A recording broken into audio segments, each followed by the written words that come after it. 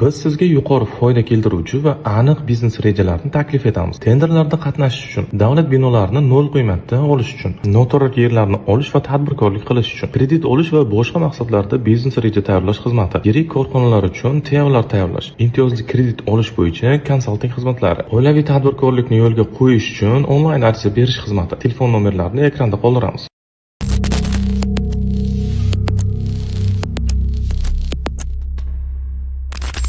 Aytgancha, Instagram sahifamizga obuna bo'lishni unutmang. U yerda har kuni yangi biznes g'oyalar bilan ulashyapmiz. Ko'p gapirmasdan boshlaymiz. Agar sizga reklama kerak bo'ladigan bo'lsa, ekranda nomer qoldiramiz, bemalol bog'lanishingiz mumkin.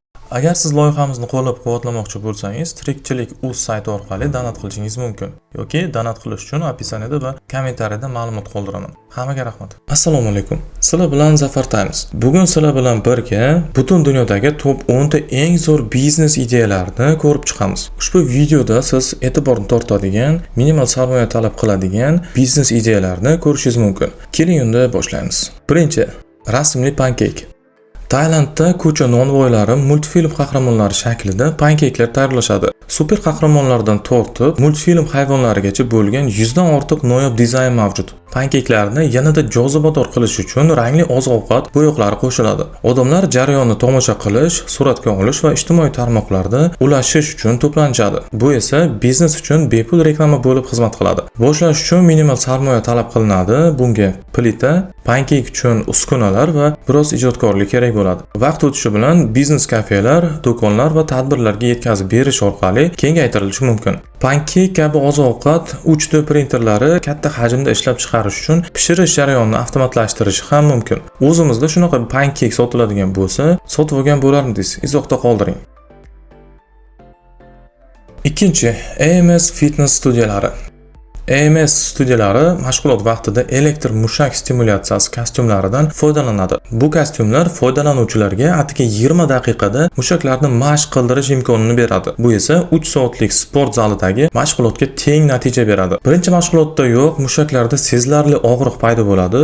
Bu samaradorlikni isbotlaydi. Dastlab professional sportchilar uchun ishlab chiqilgan AMS texnologiyasi hozirda keng jamoatchilik uchun ham mavjud. Bitta studiya kuniga 25 tagacha qisqa mashg'ulot o'tkazishi mumkin. Har biri atiga 20 daqiqa davom etadi. Bu esa mijozlar oqimi yuqori bo'lgan samarali biznesga aylantiradi. Nima deb o'ylaysiz? Bu fitness zalni o'rnini bosa oladimi? Izohlarda qoldiring. Uchinchi, yeyiladigan qoshiqcha. Yeyiladigan qoshiqchalar plastik qoshiqchalarga qaraganda ekologik toza muqobil versiyasidir. Ular xamirdan pishiriladi va shirin yoki sho'r ta'mli bo'lishi mumkin. Masalan, vanilli yoki sarimsoqli. Retsept shunday tuzilganki, ular issiq sho'rva, qahva yoki muzqaymoq yeganda yumshab ketmaydi. Kichik hajmda ishlab chiqarishni uyda qoshiq tayyorlash moslamasi yordamida boshlash mumkin. Kafelar, ovqat yetkazib berish xizmatlari, muzqaymoq shoxobchalari va restoranlar bu qoshiqchalarni ommaviy sotib olishadi. Bu g'oya barqarorlikni noyob gastronomik yondashuv bilan birlashtirib, ekologiyaga befarq bo'lmagan mijozlarni jalb qila oladi. 4. Bossa Ball. Bossa Ball Ispaniyada ixtiro qilingan dinamik sport turi. U akrobatika, voleybol va tramplin asosidagi fitnessni birlashtiradi hamda shishiriladigan tramplinda to'r bilan o'ynaladi. Hakam bir vaqtning o'zida DJ ham bo'lib, musiqa va ko'ngilochar muhit yaratadi. 3-5 kishilik jamoalar sakrashlar, aylanishlar va akrobatik harakatlarga boy, yuqori energiyali o'yinlarda bellashadi. Bu sport Yevropada va butun dunyoda tez sur'atlar bilan rivojlanmoqda. Chempionatlarda har oy ko'proq ishtirokchilarni jalb qilmoqda. Bu sport zallari, sport markazlari yoki ko'ngilochar majmualar uchun qiziqarli biznes g'oyadir. 5. Grill stollar. Bu innovatsion kafe konsepsiyasi mijozlarga ovqatni bevosita stol ustida pishirish imkonini beradi. Har bir stol go'sht, dengiz mahsulotlari yoki sabzavotlar uchun o'rnatilgan grillga ega.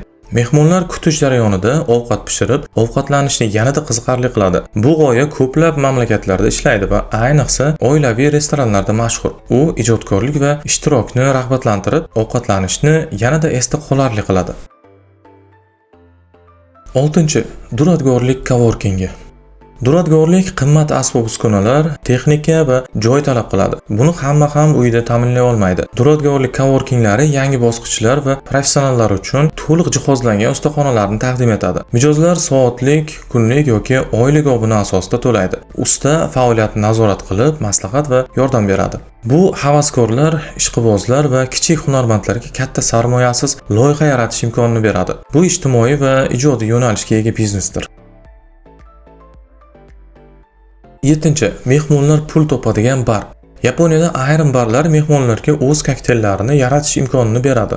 Ekran orqali mijoz ingredientlarni, ichimlik turini tanlaydi va ichimlikka nom beradi. Barmen tanlangan retsept asosida ichimlik tayyorlaydi. Retsept bar menyusida saqlanadi va agar boshqa mijoz buyurtma qilsa, muallif mukofot oladi. Bu g'oya ijodkorlik, brending va mijoz ishtirokini birlashtirib, bar tajribasini foydali qiladi. Bu ideyani o'zimizda restorandagi spirtsiz ichimliklarda qo'llab ko'rish ma'qul deb o'ylayman. Siz qanday fikrdasiz? Izohda qoldiring. 8. 3D shirinlik printerlari. 3D printerlar noyob shakl va dizayndagi desertlarni yaratishi mumkin. Shokolad, shakar va boshqa yeyiladigan ingredientlar batafsil 3D modellarni chop etish uchun ishlatiladi. Dizaynlar super qahramonlar, multfilm qahramonlari, kompaniya logotiplari yoki abstrakt shakllarni o'z ichiga oladi. Bu shirinliklar ijtimoiy tarmoqlarda e'tiborni tortadi va korporativ sovg'alar yoki tadbirlar uchun ishlatiladi. Qandolatchilar va kafelar innovatsion va moslashtiriladigan desertlardan foyda ko'radi. Bu texnologiya ijodkorlik va gastronomiyaning uyg'unlashuvidir. 9.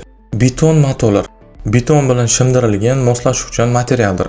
Namlanganda u mustahkam, yong'inga chidamli va suv o'tkazmaydigan qatlamga aylanadi. U sirtlarga yoyilishi yoki o'ralishi mumkin. Bu o'rnatishni tez va oson qiladi. Tashish uchun og'ir texnika talab qilinmaydi. Bu xarajatlarni kamaytiradi. Bu esa xarajatlarni kamaytiradi. Uni qo'llanishi xandaklar, boshpanalar va suv oqimlari, shuningdek boshqa qurilish loyihalarida qo'llash mumkin. Bu innovatsiya mehnat va vaqtni 90% ga qisqartiradi.